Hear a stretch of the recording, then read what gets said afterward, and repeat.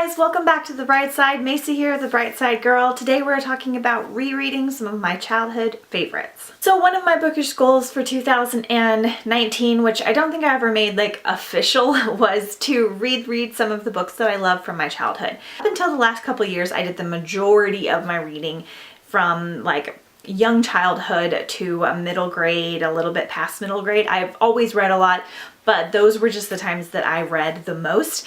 And I've just been really wanting to dive back into some of those worlds and see how I feel about them as an adult, if they hold up just in general as a good book, or if they were really more for a designated younger audience. I'm one of those people that can read like a kid's color book and still find some enjoyment in it for the most part. I've just been wanting to reread some of these books that I loved as a kid that I don't even really remember what they're about, some of them, and see how I feel. I've been doing that a little bit already by rereading the Chronicles of Narnia. I'm almost done with this series. I might be done by the time this video is posted. This series is about 4 kids that have to go and live with their, I believe it's their uncle, and they discover that he has a magical wardrobe that leads into another world, and it's about their adventures in that other world and then coming back. And then the other books in the series have the children in it a little bit, but also have other characters, so they're kind of companion books slash series books. It's kind of hard to explain, but this is one I loved as a kid. I really enjoyed it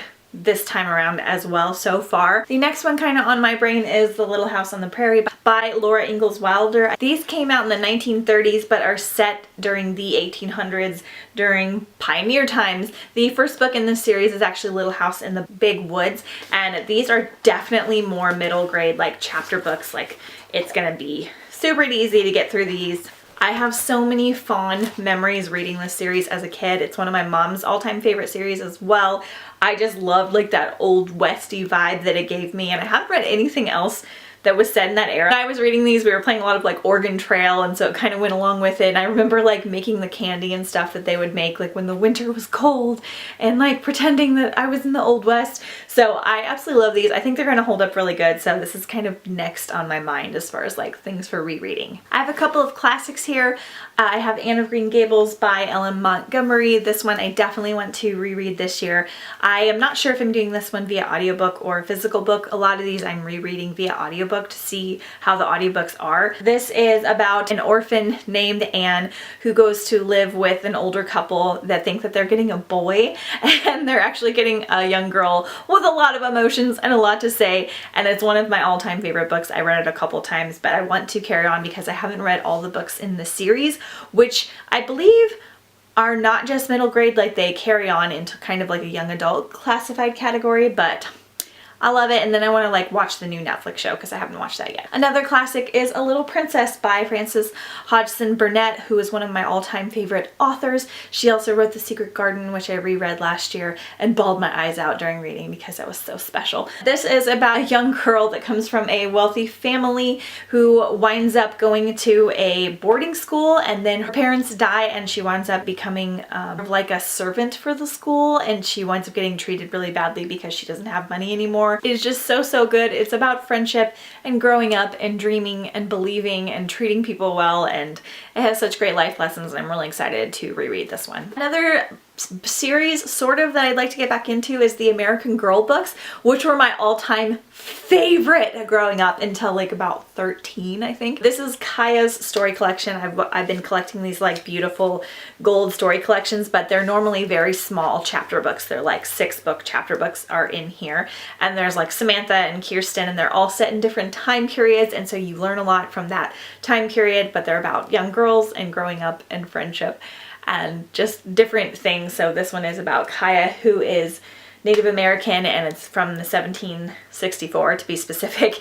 And I've only read a couple of these, but I read Samantha, which was during the Victorian era, and Kirsten, which is kind of more in that Western era, and then Addie, which was more like in the 30s, something like that. But anyway, I absolutely love these. I read these to my sister when she was growing up too, when I was in my teens, and I still loved them. So I kind of want to dive back into them again and also get caught up on the ones that I haven't read yet. And then lastly, I have a few Newbery Awards, which I'm doing a terrible job with doing my Newbery Award reading, but I will post a video down below. One of my all-time bookish goals is to read all of the Newbery Award books, which is a book given to an excellent book in children's literature, mostly middle grade chapter books to middle grade books, and I read a bunch of them growing up, starting from the beginning and reading from like the 1922 on, but these are some of my favorites that I want to get to and reread. So first we have The Witch on Blackbird Pond, which is again one of my all-time favorite books. This is set during the Salem witch trials, and so it just has a lot of history, story revolving around that, so historical fiction, and it's beautiful no matter how old you are. I know that even before rereading it. Then I have Julie of the Wolves by Jean Craighead George, and then also Julie, which is the second book. This is about our lead character Maya, who is supposed to be getting an arranged marriage, and she has to choose between that or going through the wild tundras of Alaska alone. And so she goes on a journey basically, and it's really, really fantastic. And I can't wait to reread it because I don't remember that much about it other than the fact that I loved it. Then we have Hitty Her First 100 Years. This is the one I'm probably the least excited to reread because I remember as a kid feeling like it was kind of dull. But this is about a doll and her first 100 years of life and all of the journeys that she takes and all the different owners that have her as she is a doll. And so I've always loved stories about toys that are alive or that have feelings. That was just like my thing as a kid, and this is a really special one, and it's quite old. Then we have A Door in the Wall by Marguerite D. Angelini. I honestly don't remember what this one is about other than the fact that I loved it, so sorry about that. But this one is on my list as well. Okay, you guys, those are all of the childhood favorites that I want to reread. Maybe not this year, but just like in general, those are like at the top of my list. What do you guys think? Do you like rereading your favorite childhood books? Do you find enjoyment out of that, or do you feel like you've outgrown most of them and so you just couldn't enjoy them as an adult? Let me know down below. I'm really interested. I post videos every Monday, Wednesday, and sometimes on the weekends. Thanks so much for watching. I'll see you next time on The Bright Side. Bye!